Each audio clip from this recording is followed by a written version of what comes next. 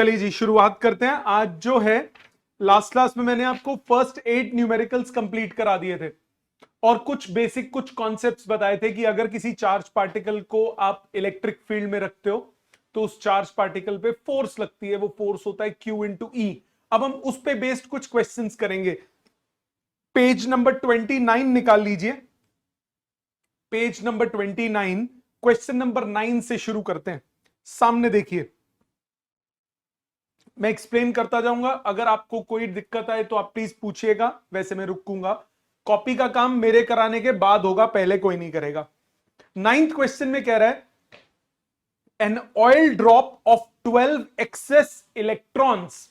एक oil drop है, 12 excess electrons. 12 excess electrons मतलब वो ऑयल ड्रॉप क्या हो गई? नेगेटिवली चार्ज हो गई, हाँ कि ना? एक्सेस इलेक्ट्रॉन्स का मतलब क्या हुआ? नेगेटिवली चार्ज हो गई, 12 इलेक्ट्रॉन्स के बराबर का। Is held stationary under a constant electric field of 2.55 into 10⁴ newton पर कूलम। आ जाते हैं अब इस मेन पॉइंट पे। किसी बॉडी को स्टेशनरी आपने लटका के रखना है। ये एक बॉडी है, मैंने बोला इट इज हेल्ड स्टेशनरी। अगर मैं इसको हेल्ड स्टेशनरी करूंगा मतलब इसके वेट को किसी ना किसी को बैलेंस करना पड़ेगा, तो मैंने मस्कुलर फोर्स लगा के इसके वेट को बैलेंस कर दिया। इसके वेट को मस्कुलर फोर्स लगा के बैलेंस कर दिया। अब इलेक्ट्रिक फील्ड से अगर आपको किसी बॉडी को बैलेंस करना है, अगर इलेक्ट्रिक फील्ड से किसी बॉडी को हवा में लटका के रखना है, मतलब उसके वेट को आपको बैलेंस करना पड़ेगा force due to electric field से। किसी भी चीज को अगर आपको एयर में लटका के रखना है तो आपको क्या करना होगा? वेट को बैलेंस करना है। सो आपको बोला एक बॉडी है आपके पास, क्वेश्चन नंबर 9 कर रहा हूं, पेज 29। एक बॉडी है, उसका कुछ वेट है, आपने इलेक्ट्रिक फील्ड लगा के इस बॉडी को हवा में लटकाना है। तो इलेक्ट्रिक फील्ड की force due to electric field must balance the weight. Yes और नो? इलेक्ट्रिक फील्ड की जो फोर्स है उसको वेट को बैलेंस करना ही पड़ेगा। तो इलेक्ट्रिक फील्ड की फोर्स क्या होती है? इलेक्ट्रिक फील्ड की फोर्स होती है चार्ज इनटू इलेक्ट्रिक फील्ड। होता है कि नहीं होता? हाँ कि ना? आकाश, अंगद, भौमिक, किसी को कोई इशू है बेटा उसी वक्त रोक देना मेरे को। तो वेट को बैलेंस करना है इलेक्ट्रिक फील्ड ने, तो इलेक्ट्रिक फील्ड की वजह से जो फोर्स है वो वजन को बैलेंस करेगी। मतलब Q इंटू ई किसके इक्वल होना चाहिए? वेट के इक्वल। अब क्वेश्चन पढ़ते हैं। An oil drop of 12 excess electrons is held stationary under a constant electric field of so and so in Millikan's oil drop experiment। भाड़ में जाए। डेंसिटी दी हुई है, estimate the radius of the drop. Density हमें दी हुई है 1.26 ग्राम पर centimetre cube. पहले इसको एसआई यूनिट में कन्वर्ट करना पड़ेगा। ये होगा 1.26 इंटू 10⁻³ केजी पर मीटर क्यूब, हाँ कि ना? ग्राम पर सेंटीमीटर क्यूब को किलोग्राम पर मीटर क्यूब में कैसे कन्वर्ट करते हो? 10⁻³ से मल्टीप्लाई करके। QE is equal to mg को सॉल्व करते हैं। Q हो गया Ne into electric field, mass हो गया वॉल्यूम इंटू डेंसिटी। वैल्यूज डालो। नंबर कितना दिया? 12। E की वैल्यू 1.6 इंटू 10⁻⁻19। E की वैल्यू 1.6 इंटू 10⁻⁻19 और कैपिटल E की value 2.55 into 10⁻⁴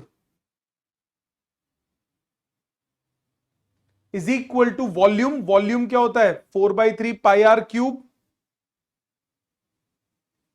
into density. Density question में गिवन है 1.26 into 10⁻³ into ji which is 9.8। क्या आप यहां से r³ निकाल सकते हो? r³ निकालने के बाद आप r निकाल सकते हो। इस वैल्यू की पावर 1/3 हो जाएगा सॉल्व। Yes sir. प्लीज यहां तक पहले कॉपी कीजिए। त्वरित त्वरित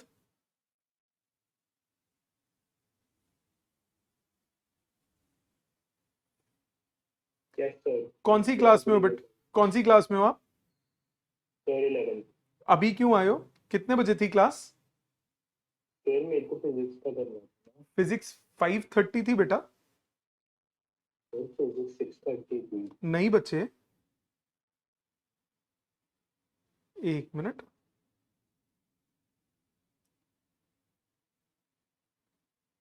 फाइव थर्टी बेटा, आपको गलत फहमी हुई क्लास। कोई बात नहीं, मैंने क्लास रिकॉर्ड की है, मैं आपको सेंड कर दूंगा थोड़ी देर में, कल मॉर्निंग में सेंड कर दूंगा। थियोरेटिकल सेक्शन था, कल से इंपॉर्टेंट सेक्शन होगा। Okay sir. नेक्स्ट क्लास से मतलब कोई नहीं बेटा। ओके।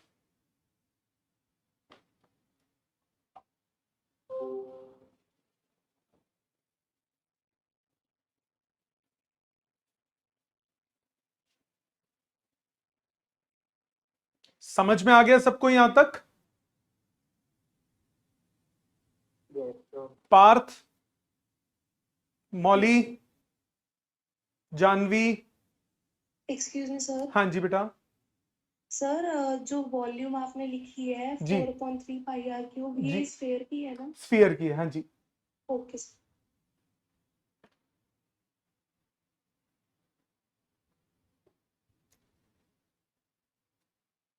यशप्रीत, नमन, ट्यूलिप, समझ में आ गया सबको? कैलकुलेशन छोड़ दीजिए, कैलकुलेशन छोड़ दीजिए उसको। हाँ जी, आगे देखिए। इसी क्वेश्चन में हमें इलेक्ट्रिक फील्ड की डायरेक्शन नहीं दी हुई, ना ही क्वेश्चन में पूछी है। सपोज पूछी होती, सपोज क्वेश्चन में पूछा होता बताओ जी इलेक्ट्रिक फील्ड की डायरेक्शन क्या होगी। अब मुझे एक बात बताओ, आपको ध्यान है कल मैंने आपको एक चीज बताई थी कि पॉजिटिव चार्ज पे फोर्स कहां लगती है? In the direction of field. और नेगेटिव चार्ज पे फोर्स कहां लगती है? In the direction opposite to the field. इतनी बात ध्यान है सबको? Yes sir. सो ये जो चार्ज इस क्वेश्चन में दिया हुआ है, it is a negative charge, क्योंकि क्वेश्चन में क्या बोला? Excess electrons, excess electrons, so the charge on this body is a negative charge. It means force acting will be in the opposite direction as that of electric field. Force ऊपर लग रही है, इसका मतलब electric field का होगी, downward होगी कि नहीं होगी? समझ में आ गई बात? तो अगर क्वेश्चन में बोला होता डायरेक्शन ऑफ इलेक्ट्रिक फील्ड भी बताओ, तो ये बताना होता। वैसे क्वेश्चन में नहीं बोला। पॉजिटिव चार्ज पे फोर्स कहां एक्ट करती है? In the direction of field. Negative charge पे फोर्स कहां एक्ट करती है? In the direction opposite to the field. So इसमें फोर्स 100% हमें ऊपर चाहिए, क्योंकि वेट को तो बैलेंस करना ही है ना। उस फोर्स को जो इलेक्ट्रिक फील्ड होगी, क्योंकि ये नेगेटिव चार्ज है, एक्सेस इलेक्ट्रॉन्स है, ये नेगेटिव चार्ज है, तो यानी इलेक्ट्रिक फील्ड का होगी उससे उल्टी डायरेक्शन में। So the electric field will be in the downward direction. Clear? Please ये डायग्राम में भी बना लीजिए। ईश्वरदीप प्लीज टाइम पे आया करो बेटा, लेट मत हुआ करो। आगे चलते हैं। क्वेश्चन नंबर 9 था ये, 10 पे आ जाते हैं। सर 1 मिनट नोट करें। हाँ कर लो बेटा, फटाफट कर लो।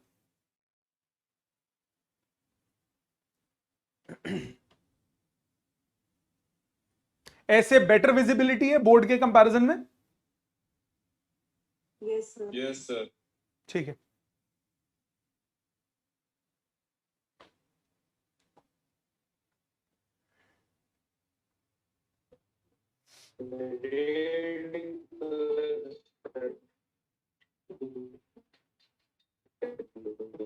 सतीश आपका साइड पे ऑडियो का कुछ करो बेटा, आपकी आवाज बिल्कुल ब्रेक हो के आती है, कुछ नहीं समझ में आता।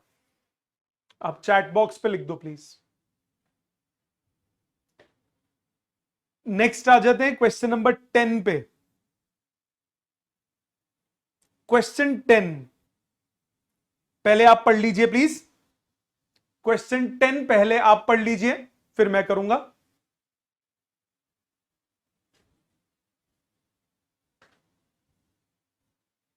देखिए इस 10th क्वेश्चन को, कह रहे a pendulum bob of mass 50 milligram and carrying a charge of so and so is at rest at certain angle with the vertical in the horizontal uniform electric field of 20,000 volt per meter.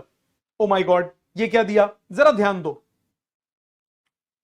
ये एक ceiling है, इस ceiling से एक Bob को hang कर दिया मैंने।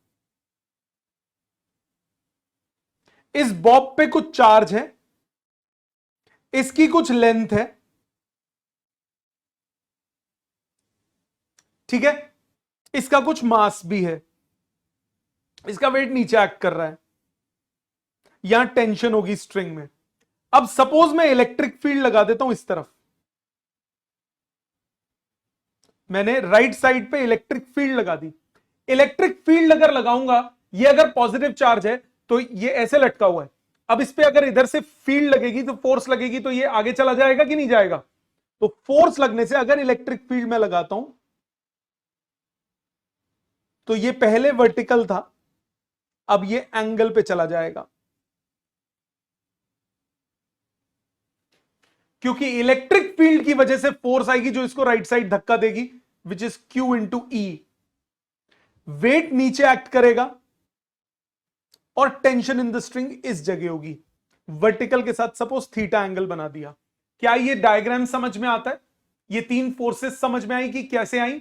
एक, weight which act as vertically downwards, perpendicularly downwards, because I am applying electric field, so there will be force due to electric field. Force due to electric field क्या होता है? Charge into electric field. तो Q आपको पता है, E आपको पता है, tension in the string T है। अब क्वेश्चन पढ़िए। A pendulum bob of mass 50 milligram, mass 50 milligram, तो 50 into 10 to power minus 3 grams, तो 50 into 10 to the power minus 6 kilogram, क्योंकि ऐसा यूनिट्स चाहिए होते हैं।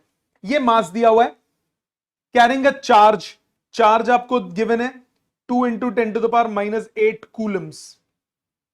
इलेक्ट्रिक फील्ड आपको गिवन है 20,000 वोल्ट पर metre. Find the tension in the thread and angle. T और एंगल निकालना है।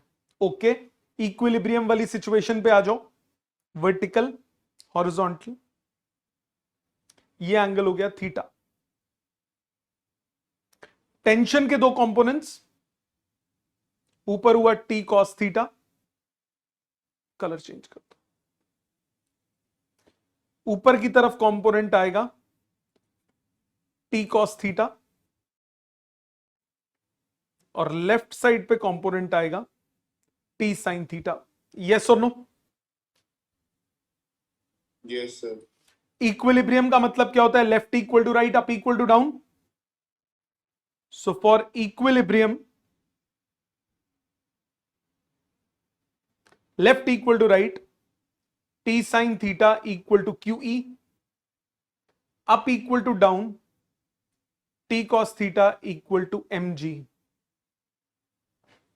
इस स्टेप तक किसी को कोई डाउट है तो बोलिए। पढ़ो जरा ध्यान से। पहली लाइन में लिखा है इज एट रेस्ट। रेस्ट का मतलब क्या होता है? Okay sir. ओके, ध्यान से। अब दोनों को, ये फर्स्ट इक्वेशन, ये सेकंड इक्वेशन, आपको दो चीजें निकालनी है। एक निकालना है टेंशन, दूसरा निकालना है एंगल। सो टेंशन के लिए squaring and adding 1 and 2, T square sine square plus T square cos square equal to Q E square plus M G square. तो T square sine square plus cos square 1 हो गया, Q E square plus M G square. So tension की value आ गई under root of Q E square plus M G square. सब कुछ values पता है, कैलकुलेशन हो जाएगी।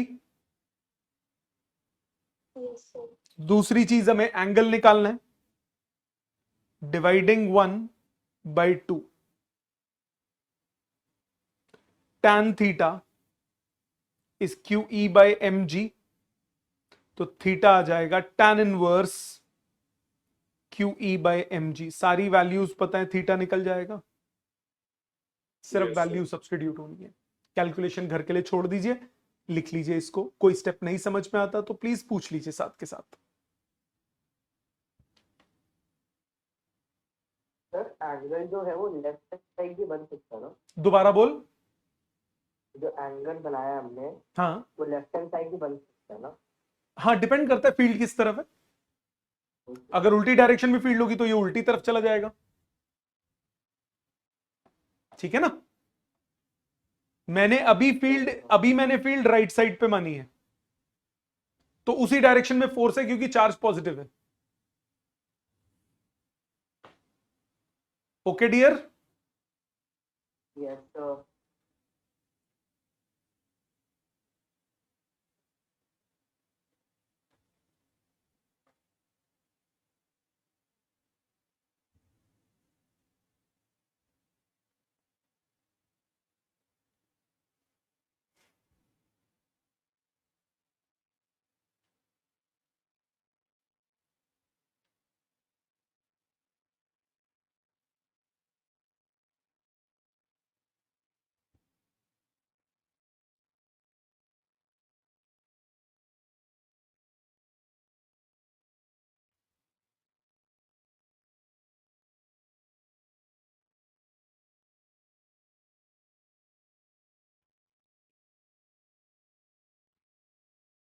तो नीचे स्क्रॉल कर दो। कौन सा? अच्छा ये लो।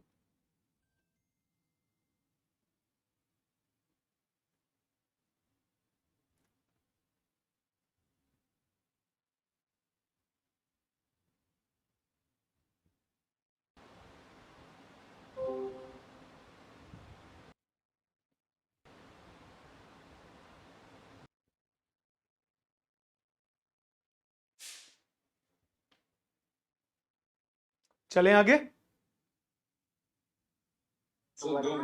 Okay okay.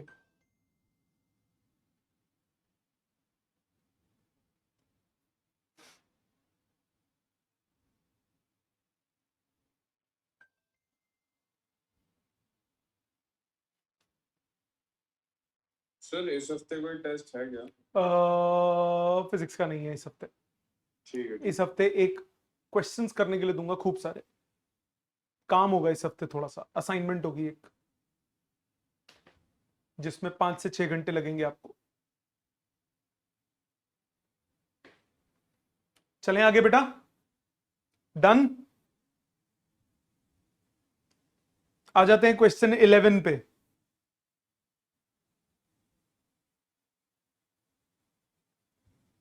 क्वेश्चन 11 ध्यान दीजिए। An electron falls through a distance of 4 centimeters in a uniform electric field of value 5 into 10 to the power 4 Newton per coulomb. Okay एक इलेक्ट्रॉन 4 सेंटीमीटर फॉल करता है यूनिफॉर्म इलेक्ट्रिक फील्ड में, और उस uniform electric field की value दी है 5 into 10 to the power 4 Newton पर coulomb. When the direction of field is reversed, a proton falls through the same distance. Calculate the acceleration time of fall in each case. पहले हम बात करते हैं electron की, सब ध्यान दोगे इधर। जब हम इलेक्ट्रॉन की बात करेंगे, पे अटेंशन, जब हम इलेक्ट्रॉन की बात करेंगे, इलेक्ट्रॉन अगर इलेक्ट्रिक फील्ड में रखा तो इलेक्ट्रिक फील्ड उस पर फोर्स लगाएगी। वो फोर्स कितनी होगी? वो फोर्स होगी Q into E। होगी कि नहीं? Yes sir. तो Yes, sir. इलेक्ट्रॉन की जो फोर्स होगी वो फोर्स हो जाएगी charge of electron into electric field. Charge of electron negative है, अब मैग्नीट्यूड अगर लेता हूं तो ऐसे हो गया। अब फोर्स को मास इनटू एक्सेलरेशन लिख सकते हो। सो एक्सेलरेशन की वैल्यू हो गई E/m। Isn't it? एक्सेलरेशन की वैल्यू कितनी हो गई? ई बाय एम। ई कितना है? 1.6 into 10⁻19।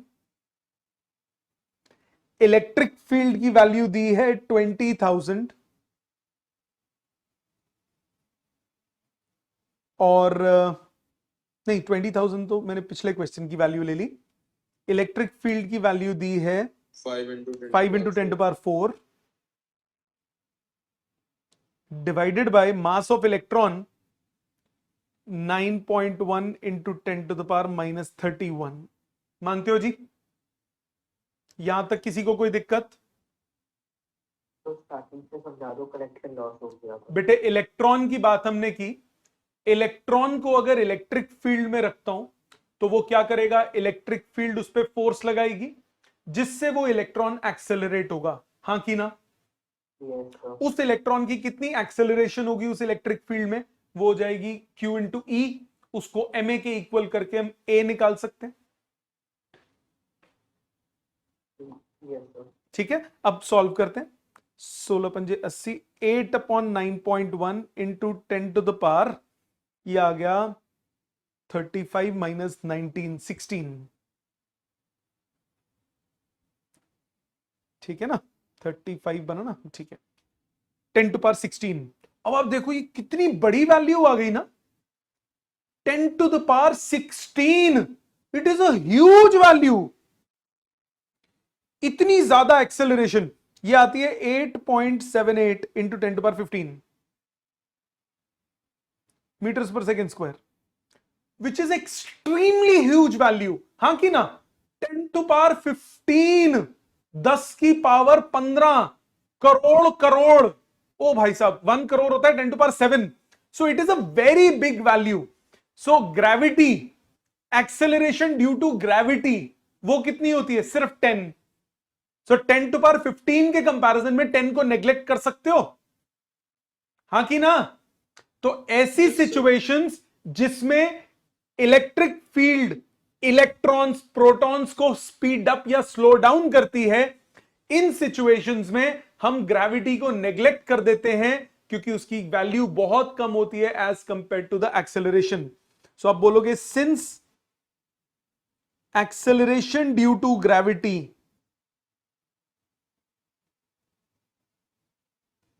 is negligible as compared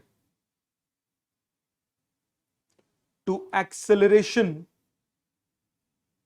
produced by electric field, hence we may neglect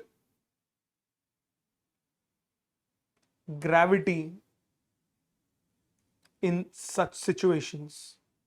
ये बात समझ में आ गई? So please explain it again. बेटे एक्सेलरेशन जो इसमें हमारी निकल रही है वो आ रही है 10⁻16, 10⁻15। It is a huge value. 10⁻15 का मतलब क्या हुआ? 1 करोड़ में 10⁻7 होता है। सो 2 बार करोड़ लगा लो, इतने सारे जीरोस। उसके लिए आप सिर्फ एक 10 को, एक्सेलरेशन ड्यू टू ग्रेविटी तो 10 होती है ना, सो आप एक्सेलरेशन ड्यू टू ग्रेविटी को नेग्लेक्ट कर सकते हो कि नहीं कर सकते हो? ये बताओ मेरे को। 10⁻, तो इसीलिए हम इन सिचुएशंस में जी को कंसिडर ही नहीं करते। भले ही इलेक्ट्रॉन ऊपर से नीचे फॉल हो रहा है इलेक्ट्रिक फील्ड में, उसमें ग्रेविटी भी तो जुड़ेगी, पर उस ग्रेविटी को हम लेते ही नहीं। क्यों नहीं लेते? क्योंकि ये वाली एक्सेलरेशन इतनी ह्यूज है कि ग्रेविटी का इफेक्ट ही नेग्लिजिबल है इसके सामने। ठीक है? Okay, sir. और टाइम अगर आपको निकालना है, सेकेंड पार्ट में टाइम भी निकालना है, तो उसके लिए अप्लाई करोगे S is equal to UT plus half AD square. Displacement आपको दी हुई है 4 centimetre, so 4 into 10⁻2 is half. Acceleration आप निकाल चुके हो, इंटू टी स्क्वायर। क्या आप टी कैलकुलेट कर सकते हो? समझ में आई सबको बात? सेम काम प्रोटॉन के लिए करोगे, क्योंकि दोनों के लिए क्वेश्चन में बोला। प्रोटॉन में फर्क क्या आ जाएगा? सिर्फ मास का, 1.67 इंटू 10⁻27, बस इतना फर्क होगा। मास का फर्क आएगा जिससे ए और टी दोनों चेंज हो जाएंगे। चार्ज तो सेम ही होता है ना प्रोटॉन का भी। सर हाँ यहाँ जी, पे वो ये लिखे when the direction of the field is reversed, तो इसमें माइनस में नहीं है। नहीं बता रहा हूं, देख ये बात समझ में आ गई जो मैंने बोला हाँ जी। अभी तक। अब ध्यान दे, इलेक्ट्रॉन है, इलेक्ट्रॉन नीचे फॉल कर रहा है, यस सर। मतलब force due to electric field नीचे एक्ट कर रही होगी, हाँ जी। Force due to electric field नीचे एक्ट कर रही होगी, मतलब इलेक्ट्रिक फील्ड ऊपर होगी, यस। क्योंकि इलेक्ट्रॉन की बात की है। हाँ जी। जब हम बात करेंगे प्रोटॉन की, प्रोटॉन इलेक्ट्रिक फील्ड अब हमने रिवर्स कर दी, नीचे हो गई इलेक्ट्रिक फील्ड, प्रोटॉन पे फोर्स नीचे की तरफ ही एक्ट करेगी ना, ठीक है। हाँ ठीक है। सो अगर मैं direction of electric field reverse नहीं करता तो प्रोटॉन फॉल ना करता, राइज करता, हाँ जी। हाँ इसीलिए हमने इलेक्ट्रिक फील्ड को रिवर्स किया ताकि वो भी फॉल करे, ठीक है सर। ठीक है। डायरेक्शंस का फर्क पड़ा है, वैल्यू वाइज कोई चेंज नहीं है, सिर्फ मास में चेंज आएगा जिससे जो भी कैलकुलेशन है वो चेंजेस होंगी। क्लियर? Yes sir. बाकी सबको भी क्लियर?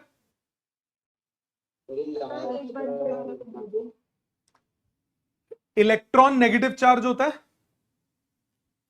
नेगेटिव चार्ज में फोर्स कहां एक्ट करती है? In the direction opposite to the electric field, और पॉजिटिव चार्ज पे करती है in the direction of field. क्या इन दो बातों में किसी को कोई दिक्कत है तो बोलो। No sir. ओके, अब आपको क्वेश्चन में बोला इलेक्ट्रॉन फॉल्स, नीचे गिरता है। जब इलेक्ट्रॉन नीचे गिर रहा है इसका मतलब उस पर फोर्स डाउनवर्ड लग रही है, यस सर। फोर्स डाउनवर्ड है तो इलेक्ट्रिक फील्ड ऊपर होगी इसका मतलब, क्योंकि इलेक्ट्रॉन नेगेटिव चार्ज है। हाँ कि ना? Yes sir. Electric field reverse कर दी तो इलेक्ट्रिक फील्ड पहले अपवर्ड थी तो अब डाउनवर्ड हो गई। प्रोटॉन पॉजिटिव चार्ज है, उस पर फोर्स कहां लगेगी? इन द डायरेक्शन ऑफ फील्ड लगेगी, यस तो प्रोटॉन भी फॉल करेगा ना, ठीक है। अगर इलेक्ट्रिक फील्ड की डायरेक्शन सेम रखते तो प्रोटॉन फॉल ना करता, राइज करता, क्योंकि प्रोटॉन पॉजिटिव चार्ज है, वो ऊपर की तरफ जाएगा, इलेक्ट्रिक फील्ड की डायरेक्शन में मूव करेगा। क्लियर? Yes sir. प्लीज लिख लीजिए अब इसको।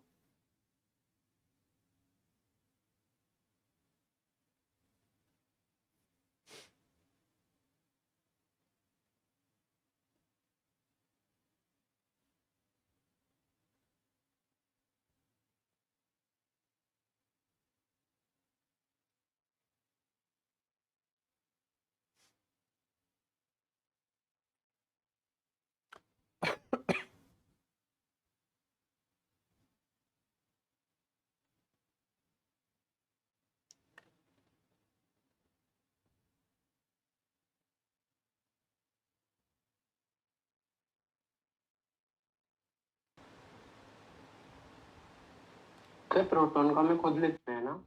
हाँ, प्रोटॉन का खुद करना है, वो बाद में कर लेना, अभी मैं सिर्फ एक्सप्लेन कर रहा हूं ना।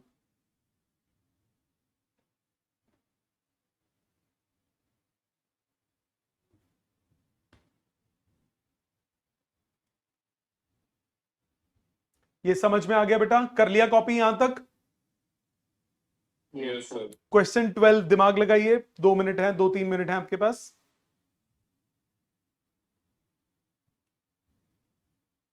क्वेश्चन 12 पे दिमाग लगाइए।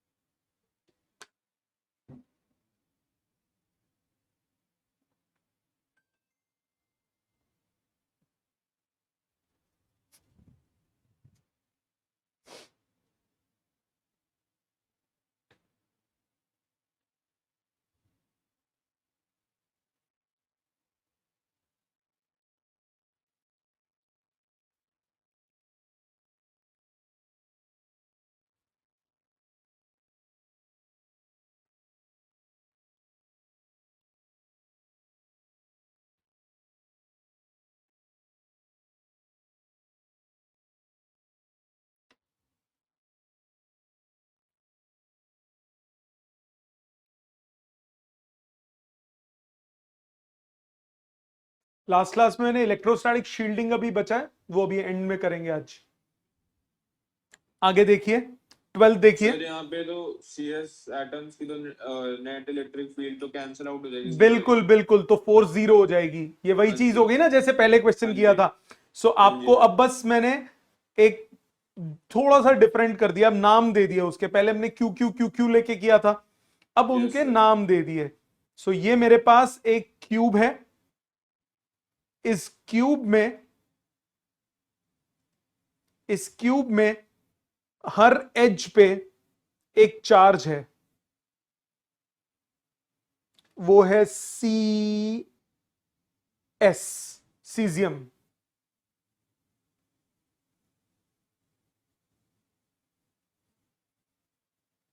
सबकी सेंटर पे इलेक्ट्रिक फील्ड 0 हो जाएगी टोटल, क्योंकि वो डायगनली ऑपोजिट वाले कैंसिल होंगे। Since electric field due to diagonally opposite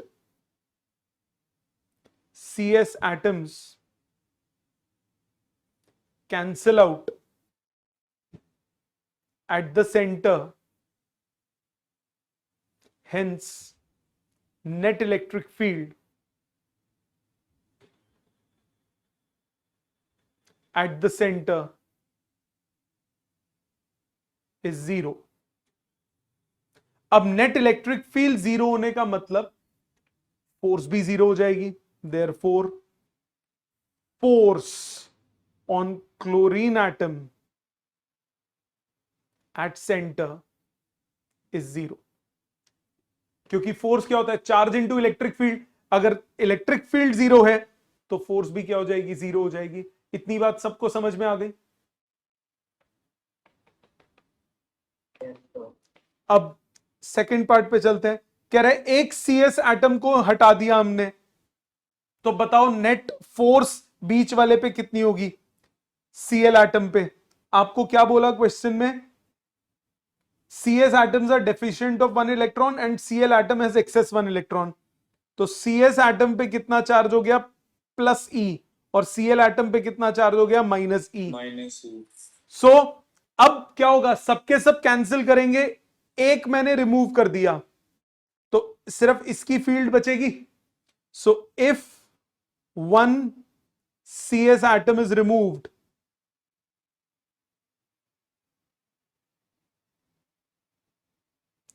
then also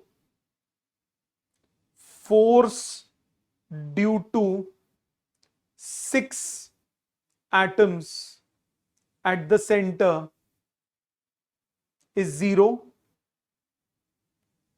hence net force will be only due to 1 CS atom diagonally opposite to A। हाँ कि ना, सिर्फ एक की वजह से होगी, और वो फोर्स कितनी हो जाएगी, K Q1 Q2 by distance का स्क्वायर। डिस्टेंस कितना होता है, बॉडी डायगोनल का फॉर्मूला √3 टाइम्स द साइड, उसका हाफ हो जाएगा, √3 टाइम्स द साइड बाई 2 का होल स्क्वायर। वैल्यूज डालिए, आंसर निकाल लीजिए। लॉजिक समझ में आ गया सबको?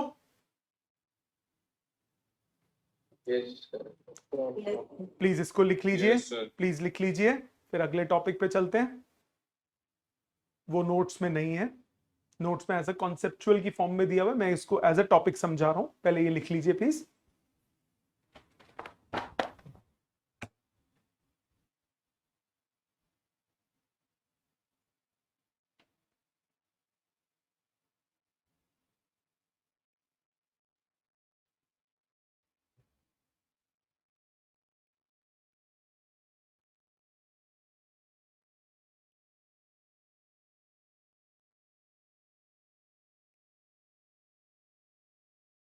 नैनोमीटर 10 to the -9, हाँ जी हाँ जी, 10 to the -9।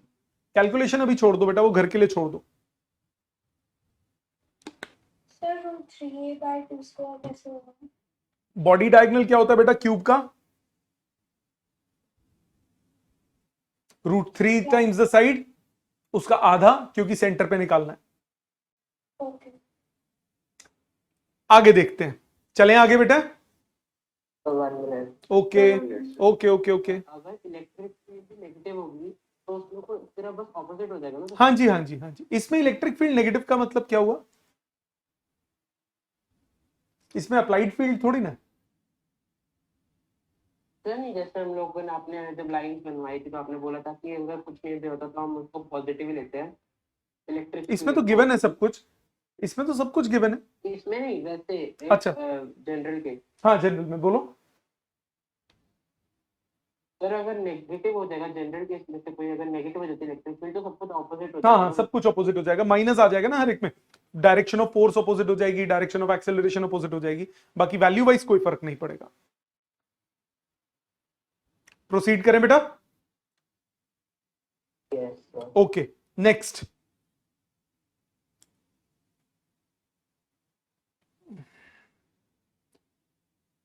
चार्ज्ड पार्टिकल, पहले मैं लिखूंगा बाद में आपको टाइम दूंगा। चार्ज, सर प्लीज रीड सुनो लीजिए। ओके क्यों? अच्छा अब एक मिनट, हेडिंग लिख लूं पूरी। Charge particle entering field perpendicularly. एक चार्ज पार्टिकल है, वो इलेक्ट्रिक फील्ड में परपेंडिकुलर एंटर करता है, तो क्या होगा? It will take parabolic path.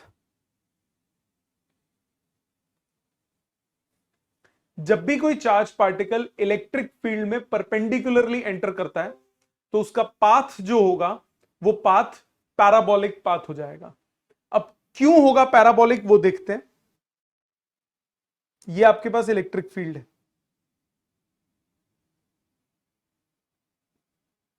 Positive और नेगेटिव।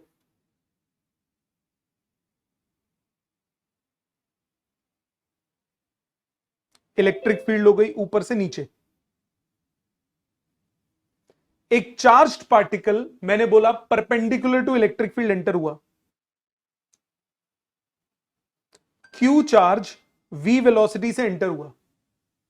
अगर ये क्यू चार्ज पॉजिटिव चार्ज है, क्योंकि नहीं स्पेसिफाई किया तो पॉजिटिव ले रहा हूं, तो ये कहां की तरफ एक्सेलरेट होगा? नेगेटिव की तरफ एक्सेलरेट होगा कि नहीं होगा?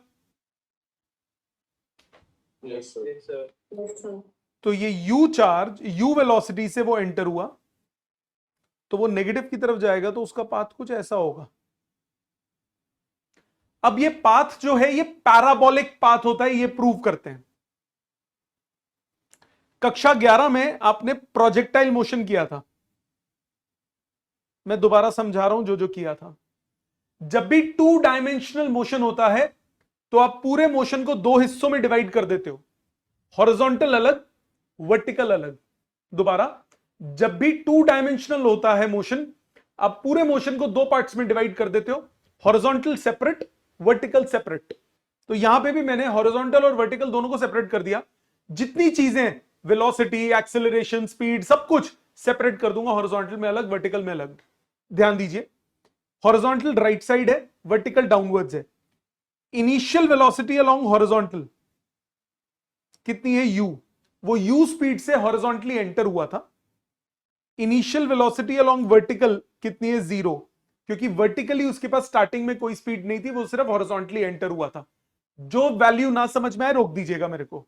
ये वाली बात सबको clear? Initial velocity along horizontal है u, वर्टिकली इनिशियल स्पीड कुछ नहीं है, तो u अलोंग y एक्सिस क्या है? 0। Acceleration along x axis, colour, acceleration along x axis 0, क्योंकि फोर्स जो है वो सिर्फ y एक्सिस के अलोंग लग रही है। फोर्स क्या होता है? मास इनटू एक्सेलरेशन, और फोर्स होता है QE। तो एक्सेलरेशन जो होगी वो हो जाएगी QE बाय m, और ये एक्सेलरेशन कहां एक्ट करेगी? टुवर्ड्स y एक्सिस, नीचे की तरफ। तो एक्सेलरेशन अलोंग y एक्सिस कितना हो गया? QE by m। Initial velocity horizontal है, वर्टिकल स्टार्टिंग में कोई स्पीड नहीं है। एक्सेलरेशन डाउनवर्ड है, हॉरिजॉन्टल एक्सेलरेशन नहीं है। डिस्प्लेसमेंट अलोंग एक्स एक्सिस किसी भी टाइम पे x मान ली, अलोंग y एक्सिस y मान ली, टाइम t टाइम t। कुछ भी करने से पहले प्रोजेक्ट, जब भी मोशन वन डायमेंशन से आगे होगा, 2 में हो, 3 डायमेंशन में हो, आपको सबसे पहला काम क्या करना होता है? डाटा सेपरेशन करनी पड़ती है। हॉरिजॉन्टल का सारा डाटा अलग, वर्टिकल का सारा डाटा अलग। तो हॉरिजॉन्टल डाटा सेपरेट कर दिया, वर्टिकल डाटा सेपरेट कर दिया। अब हम क्या करेंगे? अब हम दोनों में इक्वेशंस ऑफ मोशन लगा सकते हैं, बट सेपरेटली लगानी पड़ेगी।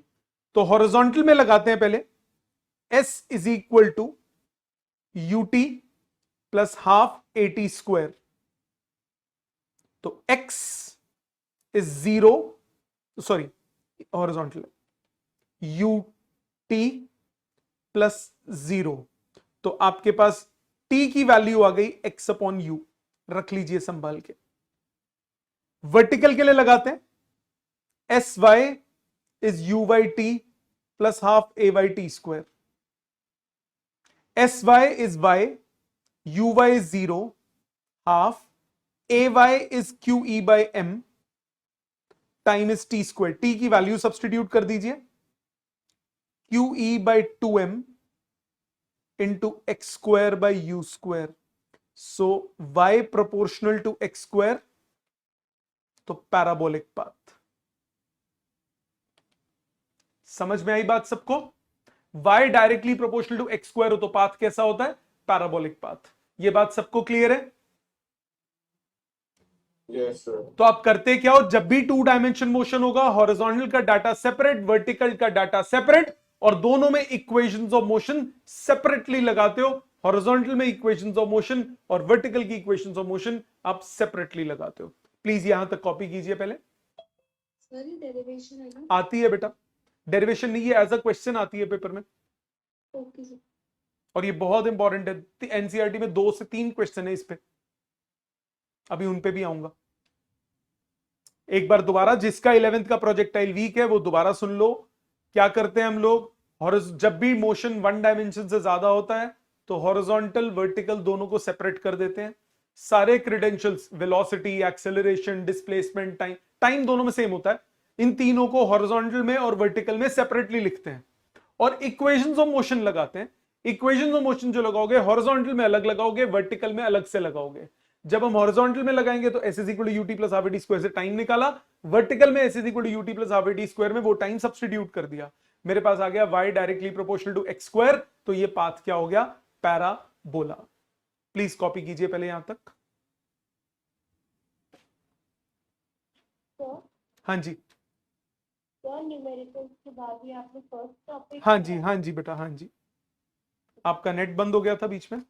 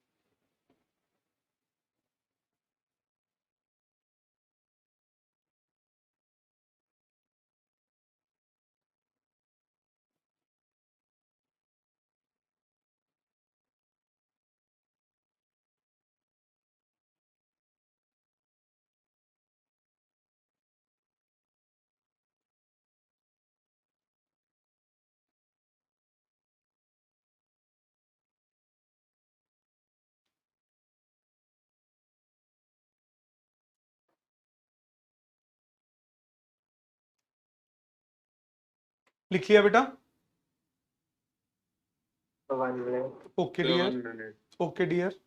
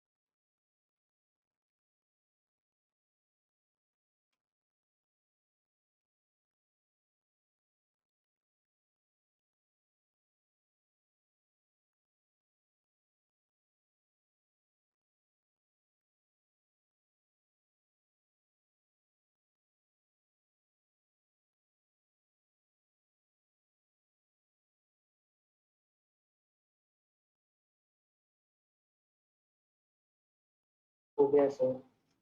किसी का रहता है? सबका कंप्लीट? किसी का बचा तो नहीं बेटा? कशिश हो गया? Yes sir. Mauli, Parth, Ritvik, yes sir. Ritwik,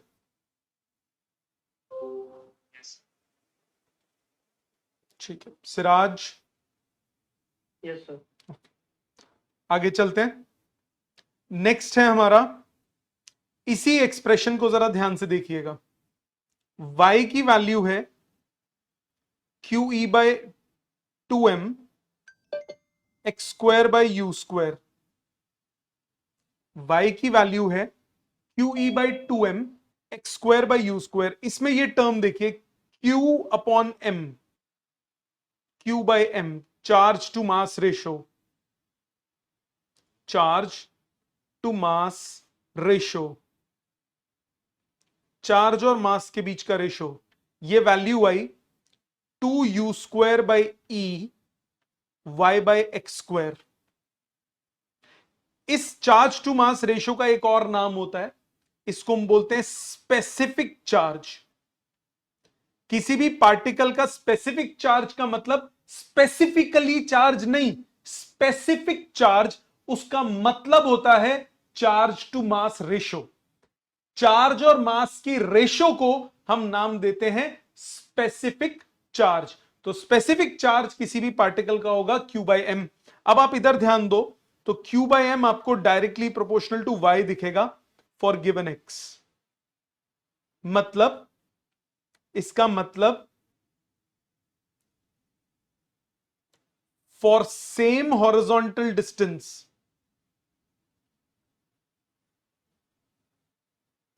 same horizontal distance travel करने में the particle which is more vertically displaced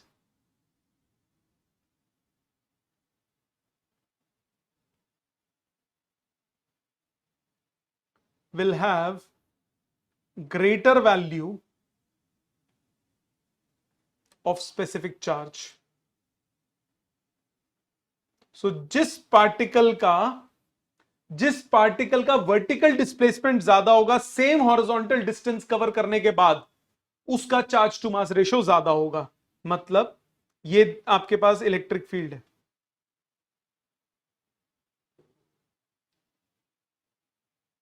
एक चार्ज ये है और एक चार्ज ये है। पहले बताओ कौन ग्रीन वाला पॉजिटिव है या रेड वाला पॉजिटिव है? कौन सा पॉजिटिव कौन सा नेगेटिव है? रेड वाला पॉजिटिव। ठीक है, बढ़िया। अब वर्टिकल डिस्प्लेसमेंट किसमें ज्यादा है? रेड वाले में। Yes sir. देखो, सेम हॉरिजॉन्टल डिस्टेंस ट्रैवल करने के बाद ये इतना वर्टिकली डिस्प्लेस हुआ, सेम हॉरिजॉन्टल डिस्टेंस ट्रैवल करने के बाद ये ज्यादा वर्टिकली डिस्प्लेस हुआ। तो 1 और 2 charge to mass ratio second का ज्यादा होगा एज कंपेयर टू फर्स्ट। समझ में आ गई ये बात? Yes sir. प्लीज लिख लीजिए इसको, यस सर। लिख लीजिए बेटा इसको। सर मतलब ये जो Q/m directly proportional to y for given x, इस चीज का ये मतलब है? हाँ, इस चीज का ये मतलब है कि सेम x के बाद, सेम हॉरिजॉन्टल डिस्टेंस ट्रैवल करने के बाद जिसका y ज्यादा होगा उसका Q/m ज्यादा होगा ना। ठीक है, समझिए।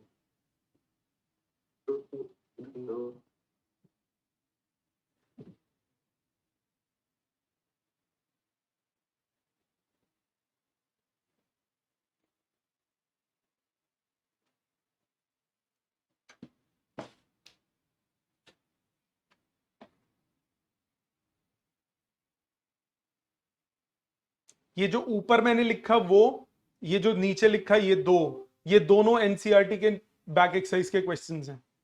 प्लस एक और है एनसीईआरटी की बैक एक्सरसाइज में क्वेश्चन, जो ऊपर लिखा था उसमें नंबर्स अगर डाल दोगे तो वो एक और क्वेश्चन है। तो 3 क्वेश्चन है इस पे बेस्ड एनसीईआरटी की बैक एक्सरसाइज में। एक ये चार्ज टू मास रेशो वाला भी क्वेश्चन है, एक इससे ऊपर वाला वेरिएबल्स की फॉर्म में, और एक ऊपर वाला ही नंबर्स की फॉर्म में। ये 3 क्वेश्चन है एनसीईआरटी की बैक एक्सरसाइज में।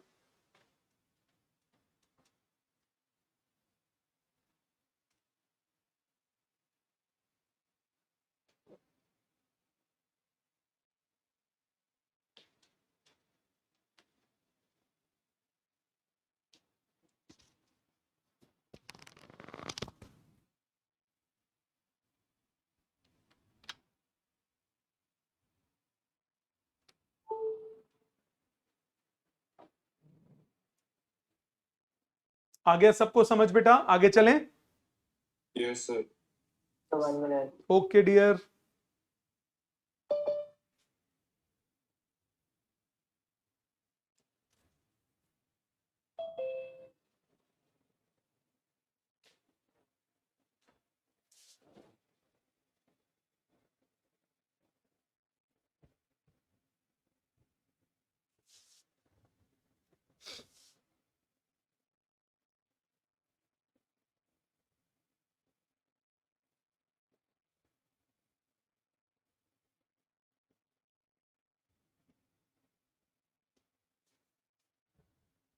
हो गया भौमिक? Yes sir. तो बोल तो दिया कर यार। चलो अभी हुआ। Okay okay, I was right on time. Next है इलेक्ट्रोस्टैटिक स्क्रीनिंग और शील्डिंग। क्या मतलब है इस चीज का? इलेक्ट्रोस्टैटिक स्क्रीनिंग और शील्डिंग आपको कल की क्लास में याद होगा, मैंने लास्ट क्लास में एक चीज बताई थी कि inside a conductor electric line of force do not exist. It means मैंने आपको बताया था no electric line of force